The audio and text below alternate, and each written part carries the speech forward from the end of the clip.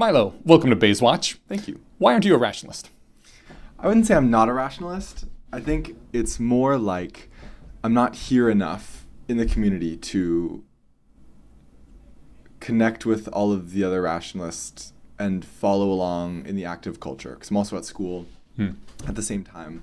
And I think that actively reading all of this stuff and following along with current rationalist events is a lot while I'm also in school. That's interesting. It's back in the early days, rationalism was very much thought of as just a way of thinking, a way of trying to be more correct in your beliefs about the world. And I guess it's legit that it's basically just a community. Not just a community, but it is also a community now. So it was interesting to hear you say that. I'm like, oh yeah, no, right. I guess it is an actual community now. And if you aren't involved in it, then you aren't quite right there. I definitely would say that I'm a rationalist in terms of beliefs and have been for basically my whole life. I maybe just didn't have the formal tools when I was younger. Maybe this is why in the early days we all called ourselves aspiring rationalists. One of the reasons anyway. Like you need that community aspect to actually feel cemented into something. Yeah, that makes sense. All right. So, but in general, do you find the ways of thinking amenable to your ways of moving through the world, your ways of getting knowledge? Yes. Okay. Absolutely. Right.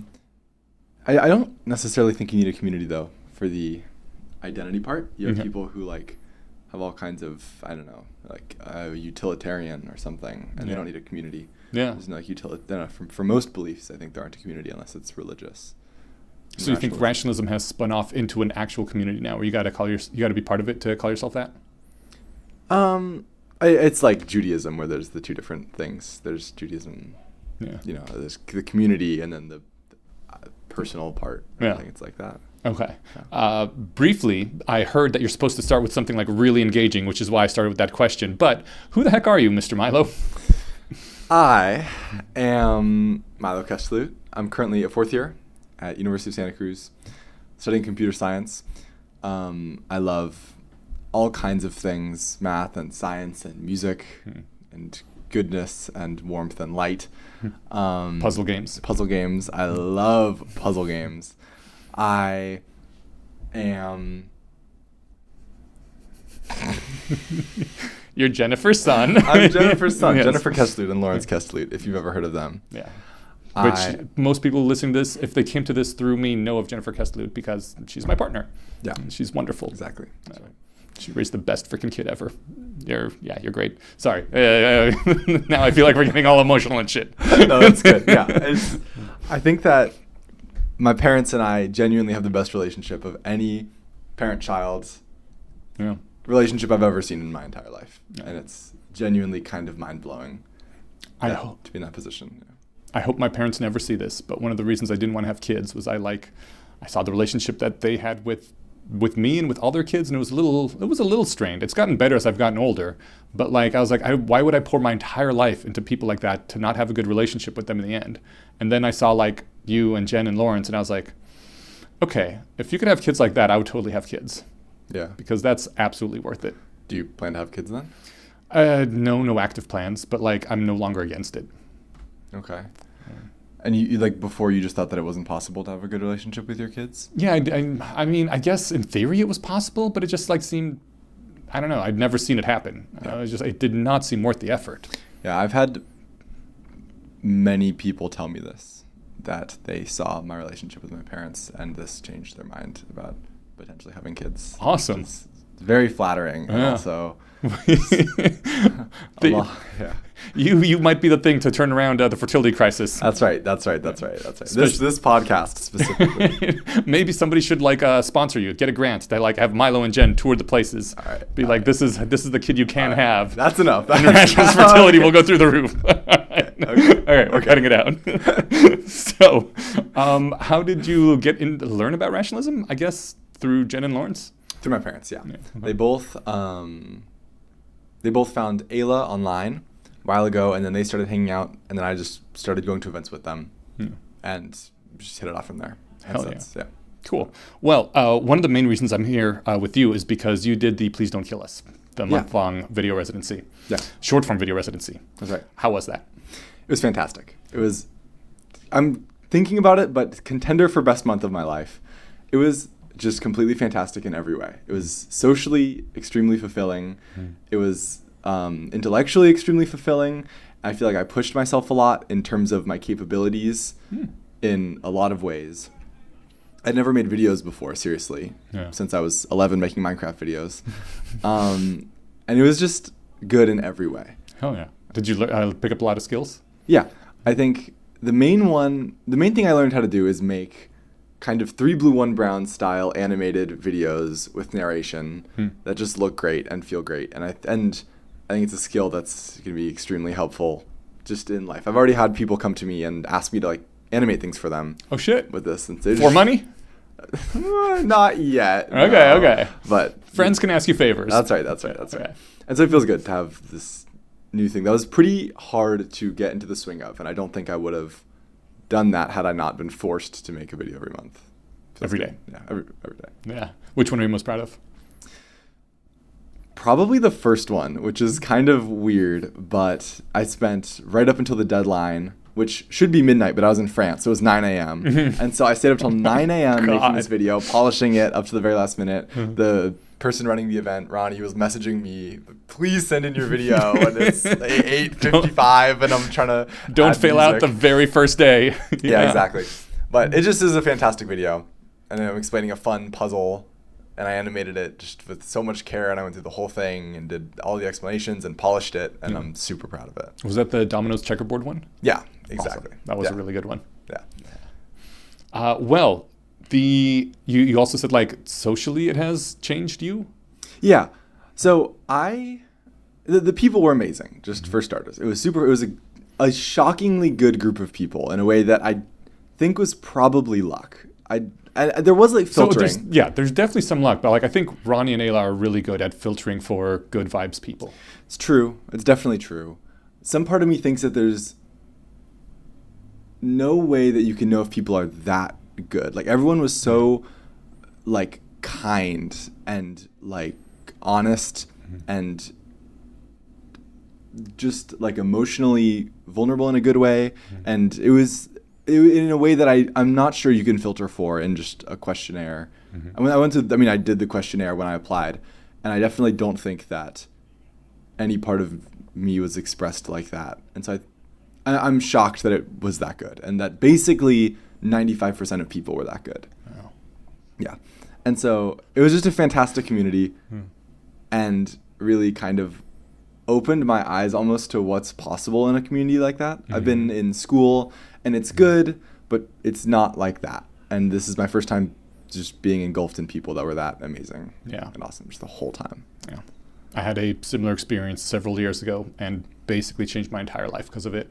Yeah. And I hear a lot of people are thinking about doing that too. Like I heard so many people being like, yeah, you know what? I'm moving to the Bay. I don't care that I'm in a different country. I'm getting a visa. I'm finding some way to live in the Bay now. Some talk of creator houses going on. It's amazing. Yeah. What was your event that you did? I went to Ink at the Abbey, which was a bunch of rationalists and EAs doing a fiction retreat at what they call the EA Castle. It was not a castle. It has no outer fortifications. It is a manor in Oxford. But it no longer belongs to an EA group. But at the time, an EA group owned it, and they ran various retreats, events, conferences out of it, similar to Lighthaven, actually. Nice. Yeah. And it was, I just got to live for 5 days, 6 nights with the most amazing people. And we were all fiction writers, so all very creative, aligned in that. And everyone was a rat or an EA. Like, it was so good. Yeah, that's awesome. And after that, I was like, I cannot go back to my normal life. Yeah. And it took 3.5 years, but now I'm here. Yay! Yeah, it's so good out here. Yeah. Okay. God, it's another topic entirely. Are you changing your life, do you think? This is a huge question. I spent a lot of Please Don't Kill Us considering if I should drop out of school and go into AI safety. So I'm currently going into my 4th year. And when you're here at Please Don't Kill Us, I was pretty much convinced that the world is going to end within the next 5 years or something. And it made it hard to kind of even just imagine going back to school, where the people, like I have some close friends that are good, but the majority of people that I meet are not as are not as much the kind of people that I want to spend my life with as the people that were here. Yeah. And so it's hard to imagine going back in that way. Yeah. And if it's 1 year out of 80, that's no big deal. Right. If it's 1 year out of 5, exactly, you want to spend that big of a percentage of your life exactly there. Yeah. And I think the degree is worth a lot more if there's 80 more years to go as well. And so it was a huge question. So I decided to think on it. I'm going to do this thing where I kind of write down, every time my opinion changes, I'm going to write down all of my thoughts and kind of argue with my past self. Because every time I go here and I hang out with a bunch of rationalists, I change my mind about, oh my gosh, we're all going to die. And then I go back home and it's like, oh, everything's pretty chill. It doesn't seem that bad. And I come up with all the arguments for why we're not going to die. And so I'm kind of arguing with my past self every time my mind changes, so we can try to come to some kind of consensus on what we think. Yeah, your various views through time. Yeah. How many of those have you written so far? None. Okay. Well, the starting one. Okay. I have my original thoughts written down. And then my mind hasn't changed enough to fully write a counter argument yet. I'm kind of in the weird middle ground. Okay. So that is actually a thing I wanted to ask about quite a bit. I know that your parents are a bit emotionally worried about that. They're like, we didn't want Milo to have this fear of existential fear hanging over his head in his life. Yeah. That happened throughout the course of the last month. What exactly happened? The feeling that like, we may all die in the next few years. Yeah. So I found out that my mom, she didn't want me growing up, because we got into this rationalist community when I was about 15, and she didn't want me growing up from that young an age thinking that the world was going to end soon. And I think this makes a lot of sense. And probably would have messed me up pretty badly.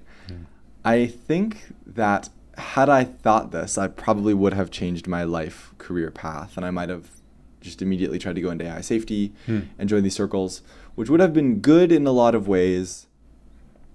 I think mainly being surrounded by awesome, smart people 24/7. But also, I think there are a lot of social things that I got out of being at school and being away from parents for a while on my own. Yeah. And it's just like the experience of college is something that I think you kind of only get once. Yeah. And it was pretty impactful. So I think it's probably net positive for my personal life that this happened and I got to go to college. And now I'm coming back to this. Do you feel it's affected your mood, your general way you're going through life? I feel sadder. I feel like I find it harder to plan for long-term things out of, not harder like more difficult, but harder like more emotionally taxing or something. It feels like I'm now not just investing for my future self guaranteed, it's I'm investing for some chance of my future self, and this just feels bad. And I do feel sadder, but I think I'm like predisposed to happiness, and so I'm probably now brought down to still above average happiness, even though I'm sadder. Yeah. So I think it's okay. How long has it been that you've been grappling with this?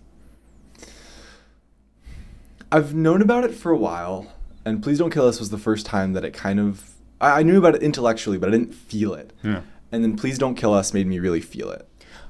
I had the same journey where like I knew about it for a long time, but it wasn't until I think the AlphaGo Move 37 that I like really started feeling it.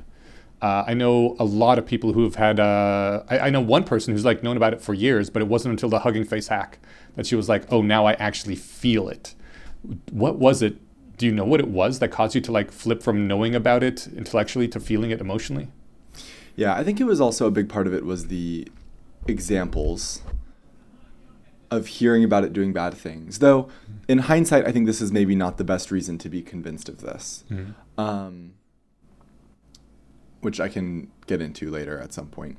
I think that the real thing that convinced me is talking to Nate Soares. Okay. And we just sat there for maybe an hour, half an hour or something, and I just tried to talk to him about all the, like, and he just, like, everything I said that had any ounce of hope in it, he just drilled to the ground with some, like, really good counter argument or some example of a thing that, you know, ways for things to break out of some kind of sandbox, even if it's mathematically provable that you can't.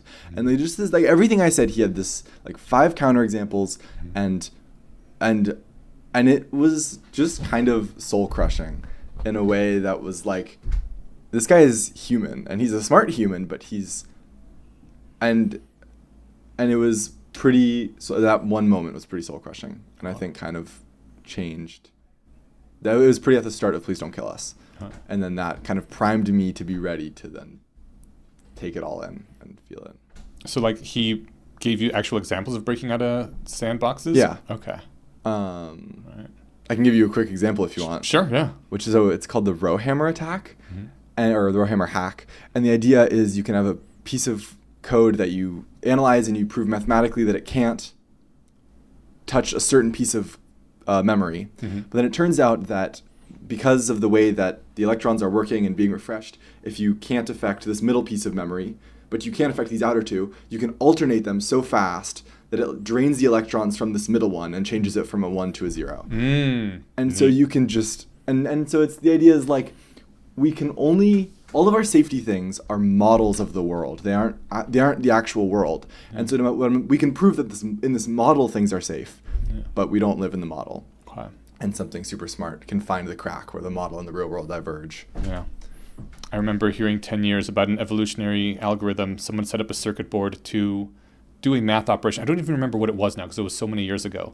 But it was a math operation and like just do it in the most efficient way possible, and came back over the weekend and it did it with a number of registers that was mathematically impossible to do. It's like, you just can't do it. He's like, how the hell does this work? And it stopped working if they moved it to a different part of the room. And eventually it turned out that like the induction as the current was flowing through it was being affected by various things in the room, the AC and other things. And like it used the other magnetic currents to like move things along. And so like it stopped working if you moved it somewhere else. So it was extremely local hack, would almost never work anywhere. But the fact that it could do it with less registers than is physically possible, or in theory, was just like, it was crazy. These kinds of things scare me, I think, the most of anything, where it just feels like there's no amount of like safety and cybersecurity we can do that then keeps this thing in. It's like, the hilarious part is like there's all these thought experiments about like how can it break out of the sandbox, and the way it actually breaks out of the sandbox is people going like, get on the internet for me. This is another big thing, is that I think exactly it's already attached to all my emails, and Claude code can run dangerously without permissions, and that's like, well, there we go. There we go. It's easiest hack of all. Just make it more convenient for the human. Exactly. Okay. Do you endorse this change in yourself? I think that I struggle with this. I think that if I was just going to live my life as I normally did, and I can know this or not know this, I'm probably happier and better off if I don't know this. I like knowledge and knowing things, so there's some amount of happiness I get from knowing things, but I probably wouldn't have lacked that had I not, like, right? So I don't know for myself, but I think that I'm pretty good at talking to people about this and convincing people of it, and so able to do some good in the world by talking to people about this. But then I just have the same dilemma for them. Are they going to act on it, or are they just sad now? And so I'm kind of struggling with this idea of spreading it around to people who are not,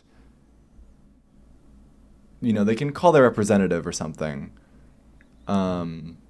but I don't quite know where the right balance is of convincing a bunch of people that the world is at risk just for not much change to happen. I've never tried it with my parents. I kind of, like, they're in their 70s now. There's not much they can do. They're not going to go learn AI safety. Right. I'm just like, I don't want to make their last years worse. So, I haven't said anything to them. I don't think their 2 marginal votes would really make much difference. And I realize the argument, everyone with their decision algorithm would vote the same way. But these are my parents, man. I just don't want them to be sad. So, You can also strike a middle ground where you just say, trust me, vote on this. And then they do, and then it's true. I don't think they trust me to that degree. They'll be like, Eneasz, you're crazy. You moved to California to live in some weird poly relationship with some kind of weird rationalist cult. Maybe you are crazy. I'll be like, it's not a cult. Yeah, that makes sense. And I don't. I mean, do you have like where do I strike this balance of telling people or not? Yeah. Well, I mean, I guess my bigger question would be like, are you happy you know? I mean, I don't feel more happiness because I know, but I am happy that I know things in general. You support this change in your knowledge state. Yes. Is that it's too late to change it now, so might as well accept it, yes? It's like an info. I feel like I got an info hazard where now I know it and I can't back out. But I would have been happier had I not known. Okay. But I wouldn't wipe it from my memory if I could. Okay. So I guess yes, I'm happy to know. All right. Are you gonna? So it sounds like you said that you think you can talk to people, affect some change in the world. Are you gonna be trying to do that? Kind of thing? I think every time I was talking to my dentist about it yesterday. Your dentist? Yeah. Wow. She wasn't really buying it, but okay. Or she wasn't engaging with it. Yeah. It in kind of like, as soon as I mentioned AI and started talking about things, she like switched to social media and started talking. So it wasn't. It felt like there was no end point to even start talking about it, but trying and talking to people about it and getting their insight, and I've been convincing friends and stuff and talking to them slowly. Okay. So yeah. So you're gonna try to keep spreading this. Yeah. Yeah. Yeah. All right. I think that's a pretty strong endorsement for people should know then. Yeah. I think part of it though is I'm going to see how it affects people. Like I'm going to convince some or try to talk to some of my friends and convince them of this and see if it ends up with them just being sad and depressed and they do nothing. And if I do talk to 5 people and this happens to all of them, this is probably points for being more selective about who I talk to and trying to only select people who I think can actually make a change or who are more emotionally resilient or something. Yeah. I think everyone, at least pretty much everyone that I've met, has gone through a period of, including myself, has gone through a period of like a year and a half of like kind of mourning and not knowing exactly how to live now in the new world. So it takes some time. It's crazy how you manage to readjust though eventually. Yeah. You never get back to the same place you were, but you find a way to continue, which feels good enough. Yeah. I can't wait to be there. Shit, I'm sorry, man. Oh, it's rough. Do you think short form video is a good way to spread this? I think that short form video is kind of the only way to give information to a large majority of the population at this point. Damn. That is one of the worst things I've heard in years. I have friends who get every ounce of their news from TikTok about global events. Jesus. And to be clear, I'm not saying I do or don't do that. I'm excluding myself from this evaluation pool. But yeah, they really just don't read anything that is like. They'll read like books, like fiction books that are written, but they don't read like political books or like that come out recently or newspapers or I've maybe yet 3 or 4 friends that watch kind of long form content about current day politics. But for the most part, everyone scrolls reels for 3 hours a day. Wow. And that's how they get all of their updates about the world and news. And so I think when you say, is it a good way? No, I think it's the only way for a lot of people. And I think that it's also the subset of people that kind of need it the most, where everyone who's already watching long form things and reading about things probably generally knows about this. Okay. And it's the people on TikTok who don't, presumably. Okay. Yeah. And it's important to reach them. I mean, that's not my... I'm not the I mean, it seems important for people to generally know, yeah. But I'm not sure how much good it really does for a random person on TikTok to know about this. Yeah. So to that, I defer to the comms people. Okay. It does feel kind of like it's a global brain that's kind of half retarded and awash in zombifying clips, but like those clips are what determines what the brain thinks about. Yep. Yeah. I really don't like this future. No, it's awful and makes me very sad to see. Like I'll just watch a friend for 3 hours, and like, and if you ask them, wait, pause. What was the last TikTok you saw? The one above the one you're on right now. Yeah. I can't remember. Jesus. And it's like it's just this like horrible. And then they come out of it and they don't remember a single thing that they watched and they gained nothing from it. Yeah. And it's just... And they lost 3 hours of their life. 3 hours of their life. And then they're almost always sad about it afterward and mad about it. Yeah. And this makes me almost as sad as AI do. Maybe even sadder because I see it every day. Yeah. It's bad. It's really bad. Are you? And you're going to try to contribute to their diet of short form videos? I think that if they're going to watch 3 hours a day, I don't think that a larger supply of videos is going to make them watch more. Right. Unless there's already an infinite supply. There's already an infinite supply. Yeah. And so adding to it things that are more educational seems good. If we can pump out only educate, and if this makes people watch it for longer, it's probably fine because it's educational, you know? Yeah. So I think basically it almost can't get worse than how it currently is, as long as the content you're making is good in some way. Oh. Okay. I mean, I'm so sad about all of this. Yeah, some of the TikToks my friends watch are literally, the audio is a high-pitched ringing noise. Okay. And the video is like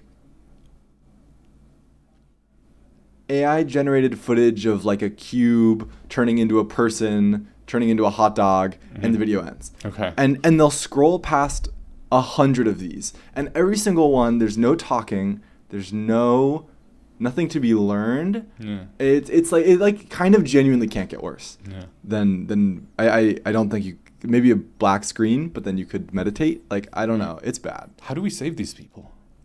I am like super on board for just banning short form content. Okay. I think it's like, and you're more kind of, I kind of hate that idea. Yeah. You're all about legalizing things and giving people access to choose what they want to do. Yeah. I think this is genuinely just like destroying everything. I think like everyone is depressed because of it. Like depression rates are skyrocketing. Almost everyone, this is a thing I've heard, I have no source for, but almost I've heard and I've experienced that if you ask someone, do you wish that all of your friends got off of social media and you could get rid of it? They all say yes, but they don't want to be the first one to go because then they have FOMO. Yeah. So everyone stays on it.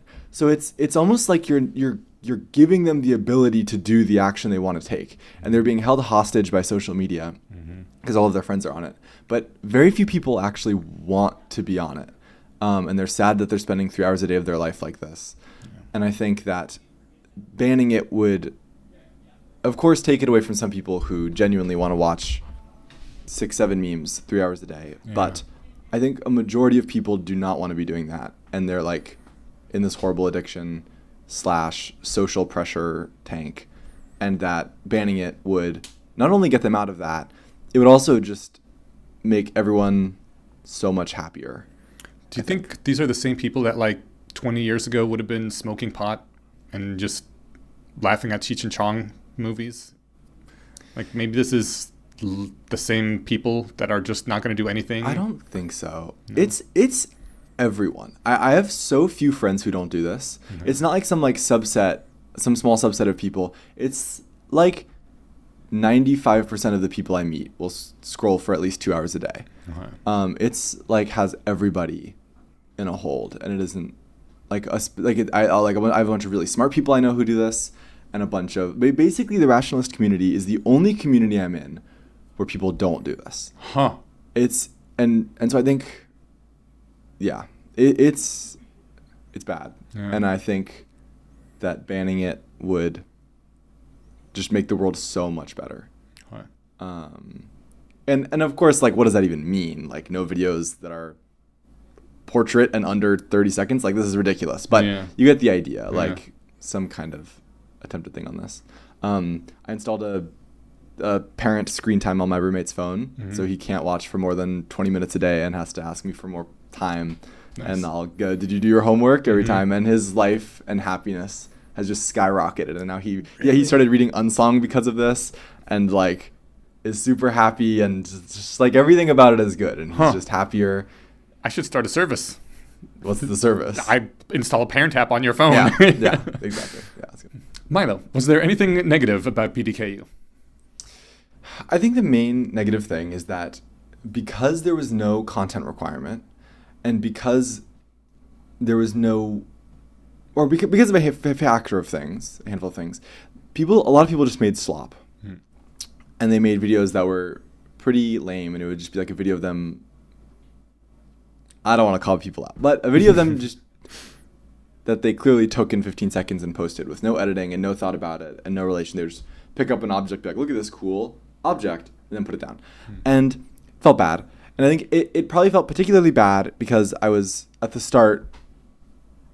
There was like a handful of people who were like putting a lot of time into videos, and a handful of people who kind of started with making these low effort videos. And it felt like the high effort people were kind of like pulled into the low effort thing because of this, where there are a bunch of people now partying and having fun because their video is done, and then this makes everyone else want to go join them, and so they start to like rush their products. Yeah. And I don't have a great solution to this. One idea I had is a mandatory 3 hours a day, and it's like the same 3 hours for everyone. Yeah, you sit down, you work, you don't talk. Yeah, you sit down and you work, and you don't talk about anything other than maybe making your videos, and you just work on a video. And then this reduces, and then this doesn't mandate the kind of video anymore. And if you want to make, and if the kind of video you want to make doesn't take much time, maybe make 5 of them or something. But I think that this, basically, there's just too many videos, I think, that had nothing to do with AI and felt low quality and bad. And in the end, I kind of started getting pulled into this, where there would be some event and I really want to go. And so I like Claude code, generate a video of a tesseract spinning, and this is my video for the day. And it takes me 10 seconds and contributes nothing, and it just feels terrible. And I think some kind of, and normally I would say this is just an issue with the person, and they need to get more ability to do hard things and put in effort. But I think for a month-long thing with a bunch of content creators who are content creators, so probably not the most like disciplined maybe or something, Right. No shade, they kind of, and you're paying them a bunch of money to do this thing. I think you kind of want to set up a system that enforces making good videos as opposed to just kind of trusting people to make good videos. And I think that the 3 hour limit shouldn't, for most people, be a problem. Like they can just spend the time writing a really good script for a short video or something, and you don't need to be doing some crazy thing in 3 hours. I do think, yeah. I mean, in part, people get out of it what they put into it. Like I know at least one person got hired, got a full-time permanent job out of this gig just by posting good videos. And someone was like, yeah, we want you for our video creation department. And I'm sure the people who posted slop did not get anything like that. But also on the other hand, yeah, it's really hard not to go to the party that everyone's going to, and you can hear them down the hall having a good time. Yeah. Yeah. I have a specific memory where I was in my room and there was everyone was playing outside, and then ABBA started playing or something. And I can't stay in here. And yeah, I think it's true that you get in what you put out, but I think also PlzDontKillUs is trying to get stuff out of it. And they're not getting, I think, what they are asking / paying for if they don't do the system. And I think I think I saw Ronnie somewhere state that they very specifically were pushing hard to not make AI a requirement because they don't want it to be. I don't think that AI should be a requirement. I think that the time limit thing is the way to go. Okay. I agree that like have a quality bar, not a content bar. Exactly. Right. I think that's exactly right. Yeah. All right. One other thing is they added achievements, Right. which I know everyone is already on about, but I'd like to be very clear. I never got a single achievement because I was protesting. Okay. And so that's right. Good to stick to your principles. That's right. Cool. Are you last question, I guess, are you going to keep posting? Yeah, but more infrequently. I have a lot of things in my head that I want to talk about and share with the world, and I think that it's a good format to do it with. But I do think that the kinds of videos I want to make are the kind that really benefit from a week of working on it and revisions and really making a good, nice animation and doing all these things that I just didn't have time to do in a day. Yeah. And so I think that my videos will really benefit from taking a week long to do them and putting a lot of effort. I agree. Speaking from my experience at Inkhaven, having that daily deadline, it was really hard. A lot of things would have benefited for being like a week-long thing. Yeah. But also having an external deadline was a big deal because once that got taken away, I was able to put more effort into posts, but also all of a sudden I went like a month, 2 months. I think I actually went 3 months without posting at one point because I didn't have to anymore and I had all these other things pressing for my time. And yeah, like, I don't know, it's a trade-off. You can spend as much time as you want, but also that means you can spend those 6 hours across 6 weeks. And that's a bummer. For sure. I think that if there was a time restriction, they could maybe even say that you don't have to post, or you can post a rough draft and then edit it tomorrow after 3 more hours of work. And so you can like keep iterating on something and just enforcing quality. Yeah. It's hard. All right. Well, thank you for joining me. Thank you so much for having me. All right, have a good day. You too.